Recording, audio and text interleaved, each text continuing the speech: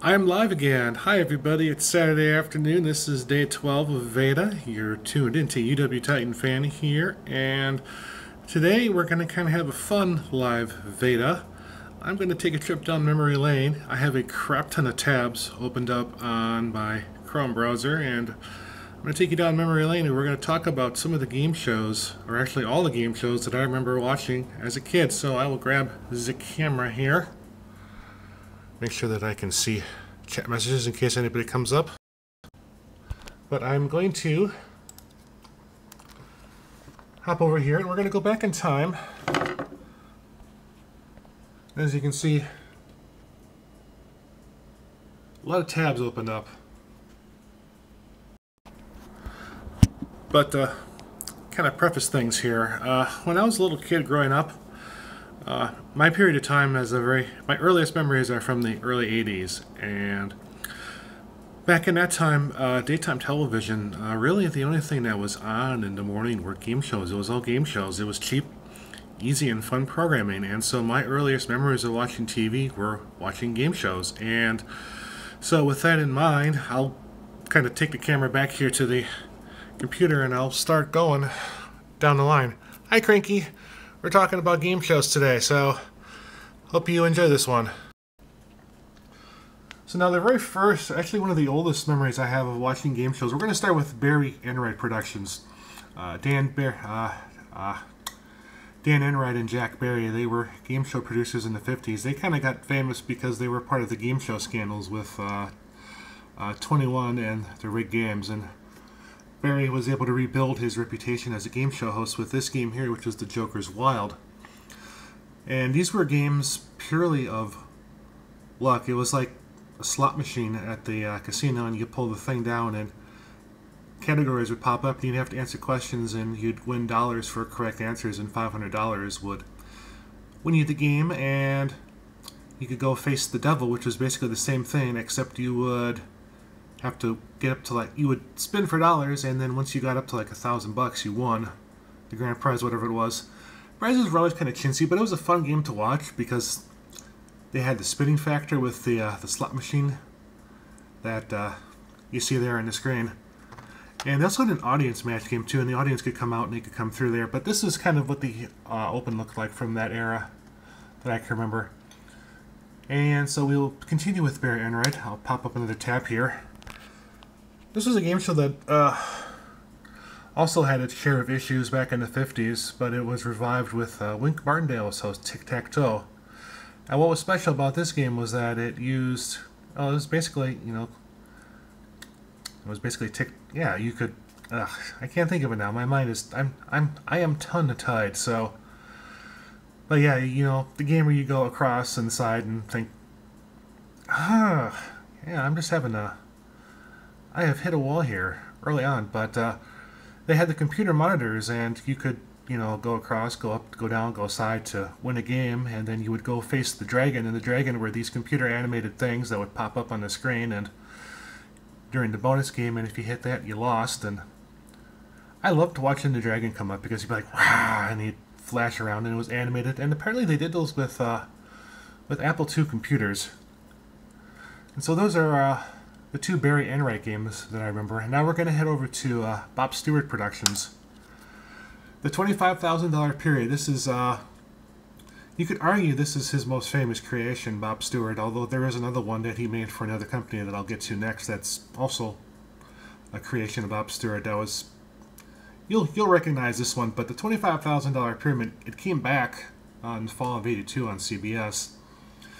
And new set, new music, and it was a really cool game, and I loved it because you climbed the pyramid at the end of the bonus game, and if you got all 6 in 60 seconds, you would win $10,000. If you did it twice in the same show, you get $25,000, and so it was one of the bigger money games of the period. And of course, you had Dick Clark doing just an absolute fabulous job of hosting that show.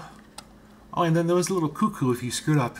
If you would mess up the clue, you'd get the little cuckoo, woohoo, when you would mess up a clue, and I loved hearing that. And now we're going to get to the heavyweight here in game shows, which was Mark Goodson. And of course, this game needs no introduction. The Price is Right. And this was the other. This is the other Bob Stewart production that I was talking about. And of course, I loved The Price is Right because of the Showcase Showdown. You had the big wheel, and if you got $1 and in one spin or a combination of 2 spins, you would win $1,000, and then you would get the bonus spin. And if you landed on the green spaces, you got $5,000. If you got another $1, then it was $10,000. And so our next Goodson Todman entry that I remember was hosted by Bob Eubanks, Trivia Trap. This was a game that a lot of people seem to forget about, but this was probably another one of their better entities as far as gameplays go. You had 2 teams of younger people and older people answering trivia questions, and you'd have the bonus game there, which was the trivia ladder, and it was your own monitors that would climb up. And as tradition was for many of these games, when you got to the top of the trivia ladder, if you won the game, you won $10,000. And so another entity that I remember. This is the Bill Rafferty version of Blockbusters. The Bill Cullen version went off the air before I remember watching it, but I probably did watch it. But this was on for like 13 weeks in the summer of '87. And what reminds me of this game was the fact that the end game actually the game itself, both the end game and the main game, the way the board was set up, it kind of reminded me of an educational game that I played for reading and spelling when I was in school. The way it's called a cat's eye board, and you had these hexagon patterns. I can't remember the name of the game, but it was a game where you would spell, and it was answers you would spell. I'm sure somebody somewhere knows what I'm talking about. And so now we're going to move on to a classic Goodson Todman game that I remember. Password, and in this incarnation, Super Password with Bert Convy hosting. Yeah, Bert Convy. I have trouble with names. I really do. But yeah, this is the version of Password that I remember the most. And of course, if you look online, you can find this version kind of became famous because Bert Convy always had a habit of blowing the puzzle. And if you look online here on YouTube, there's plenty of clips of him giving away the puzzle. And then it was Match Game 90, which was the last version that was produced directly by Goodson Todman. But this one didn't get a lot of air in a lot of markets because of the fact that it aired during a time when there was news on. The local stations had news, but because I was in the Central Time Zone, this game came out at 11, so it was cleared where I was, and I remember watching this game. And they had a really, really goofy, well, I wouldn't say goofy, but they had a really, the super matchup part was like really complex. You had a lot of different graphical elements on screen, and it was something that I remember, and it was something really, really advanced for even its time when they aired it. And so now we're done with the Mark Goodson side of things, and we will head over to Merv Griffin Productions. Wheel of Fortune. Need I say no more? The lovely Vanna White, and of course the Wheel of Fortune there with all the dollar values. And now I thought it was just absolutely great because there was a syndicated version, but there was also the daytime version on NBC, so I could watch this twice in a day. And I thought that was just the neatest thing ever. And so then the other Merv Griffin production is none other than good old Jeopardy, America's favorite answer and question game where we give you the answers and you have to provide us with the questions, as Alex Trebek said on the pilot. And of course Jeopardy and Wheel are still going on nowadays. But Jeopardy was on in the afternoon. Of course, being syndicated, it was on at like 3:30, I think. No, it was on at like 4 o'clock, but it was always on Channel 5 for the longest time. And if I ever had some free time, I would watch. And so now we're going to head on to some of the funner games here. We're going to move to MTV Productions and what they did with Nickelodeon. Double Dare, need I say more? You got Missy, and of course you had the obstacle course at the end, 60 seconds to get 8 prizes. And what was nice about this game was that it was specifically tailored for kids. Like, you didn't get crappy prizes. Like, you got cool stuff as prizes for the obstacle course. And of course there was Mark Summers and Robin and Harvey, the trio, kind of sharing the limelight as hosts. I mean, that's really what carried the show. Those three. Oh, and then there was Dave too, but those three, they all had great chemistry and they all got along, and it really, really carried the show. And then how many of you remember Finders Keepers? And when that went into syndication with Double Dare, it was packaged back to back, so at 4 o'clock I would race home, watch Double Dare, and then at 4:30 Finders Keepers would be on. And the thing for Finders Keepers was that they had a giant set that was in the form of a house, and for the bonus game you would go through and you would destroy the house. You would literally destroy the house, rip it from top to bottom to find these clues. And then the front game, you see those cutouts on the wall there. They would reveal a picture, and the cutouts would match up with certain parts of the picture, and they'd read the clues, and you go pull them off and flop them on there to get money. And now here's the other Mark Summers game show that I remember watching quite a bit as a kid. What Would You Do? This was more of an audience participation game, but they had the giant pie coaster where the kids would go down, go through the thing, and it'd get... It was like a car wash, except, you know, instead of the brushes that they had at the car wash, instead of them spraying water, they had whipped cream on them. So you go down this pie coaster and it'd be like, and you'd get all covered with whipped cream. So now we're going to move over to Stone Stanley. And they also did stuff for Nickelodeon too in syndication. Now this is Funhouse. And Funhouse was kind of like a...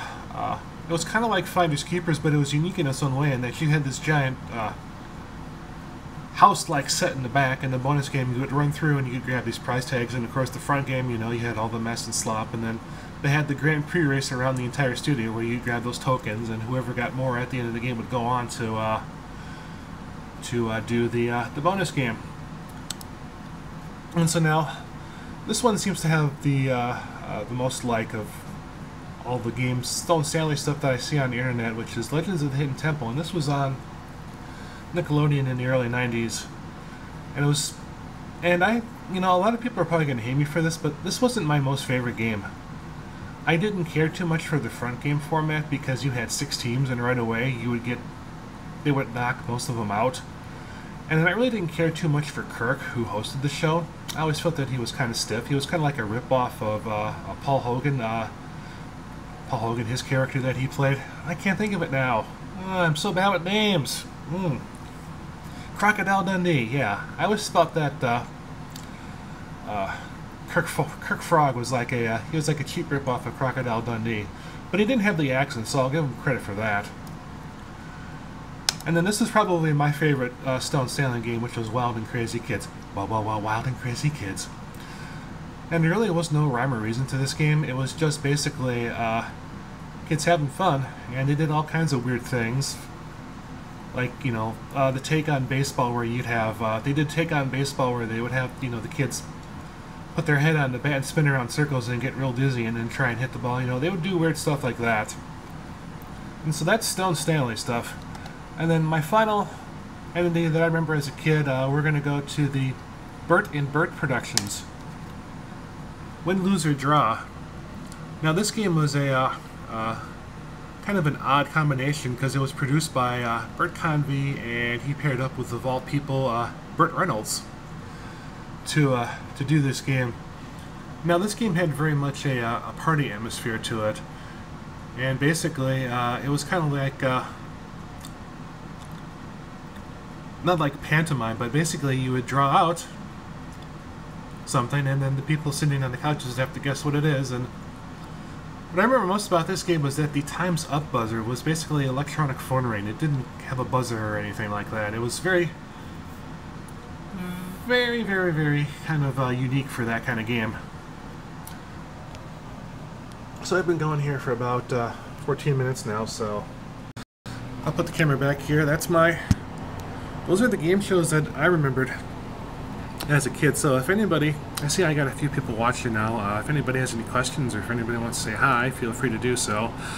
I'll give it about another minute or so. If nothing pops up, I'm gonna call it a day here. But yeah, TV in the early 80s for me was basically nothing but game shows, because that's all that was really on back in the day.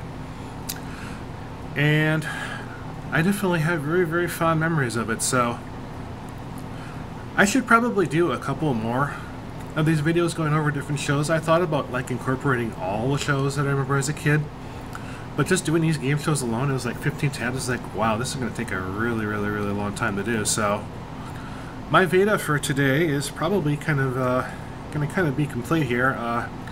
Nobody's saying hi or anything, so I'm not seeing anything pop up in the chat. I've been going for 15 and a half minutes here, so I'll give it one final call. If anybody has any comments or questions, fire them up. I'll leave it up for another 3 seconds. If not, I'm going to say goodbye. So I'm almost halfway. We're almost halfway through Veda here. I really feel that this is going well. I'm not running out of things to talk about, and my life really isn't too. I do have a boring life. I will admit that. I did spend most of it in front of the TV. I'm not shy about that, but coming up on 16 minutes here, so I'm going to say goodbye to everybody. If you like this video, please like it, please comment, and please subscribe to my channel.